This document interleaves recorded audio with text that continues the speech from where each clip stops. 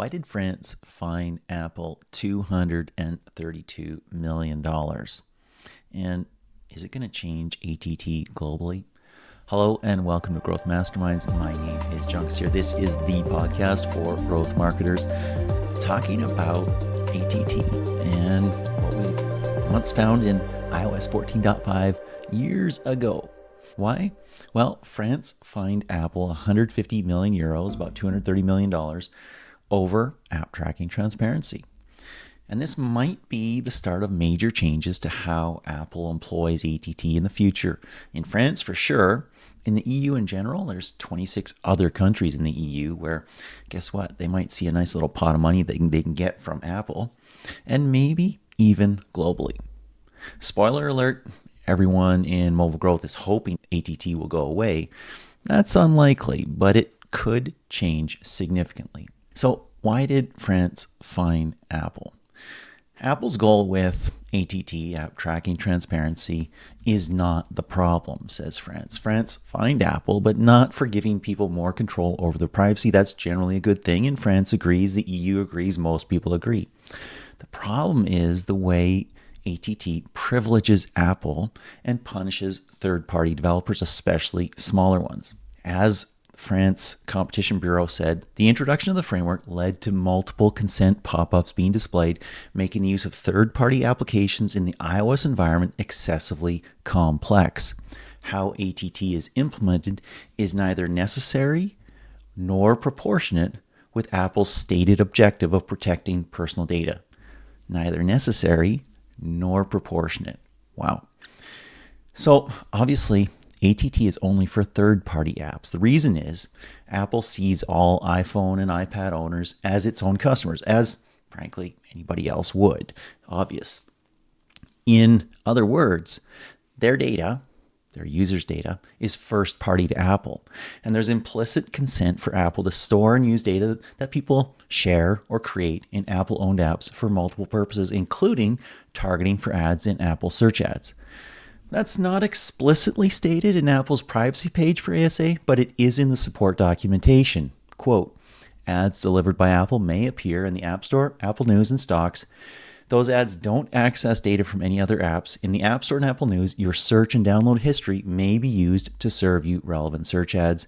In Apple News and Stocks, ads are based partly on what you read or follow. So currently, Apple limits contextual data collection for ad targeting to 3 apps. Conceivably, that could change in the future, right? Music would be a great rich resource. What kind of music do you like? That might have impact on what you're interested in, what you want. Maps would be extremely useful, where you are, where you're going, those sorts of things. Podcasts would make a ton of sense. There's a ton of room for that. TV would be useful, what you watch. Fitness as well. Are you into fitness? What sports are you into? All that stuff. I've previously speculated on that Apple would expand its ad network from ASA and Apple News to podcasts, for instance, and maybe other places as well. Of course, so far, Apple's declined to exploit that opportunity. The problem is that under ATT, third-party apps had multiple privacy hoops to jump through. They have, actually, rather than just one. Whereas Apple's first-party apps can instantly ask for location or access to other features or data sharing. Third-party apps had those pop-ups to navigate, but also app tracking transparency. So again, a quote from France and their Competition Bureau. The implementation methods artificially complicate the use of third-party apps and distort the neutrality of the framework. Small publishers, financed by advertising, are disadvantaged. That variance made ATT anti-competitive, according to France, and therefore illegal given Apple's size and market share. There's another reason France fined Apple, and that's because ATT's construction is non-neutral in their words. The issue? App tracking transparency is constructed to limit acceptance and privilege denial by design. To deny app tracking authorization, you simply need to say no in the initial prompt. Click the no, thank you. In order to accept it, people have to say yes to that initial prompt and yes to the full screen explanation. The second yes. Small changes in design could have fixed this, France says. Also, France said that ATT could easily be integrated with GDPR and local privacy laws. France's competition office not only said that ATT was anti-competitive, it also said that Apple could easily integrate ATT with GDPR and help app makers meet their legal obligations at the same time as their platform obligations.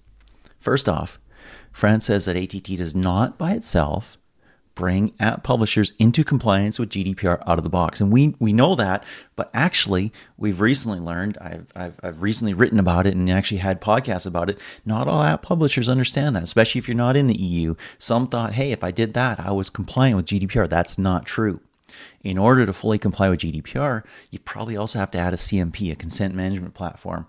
And there you go, and you've got the merry-go-round of multiple pop-ups, general user annoyance, and all-around confusion.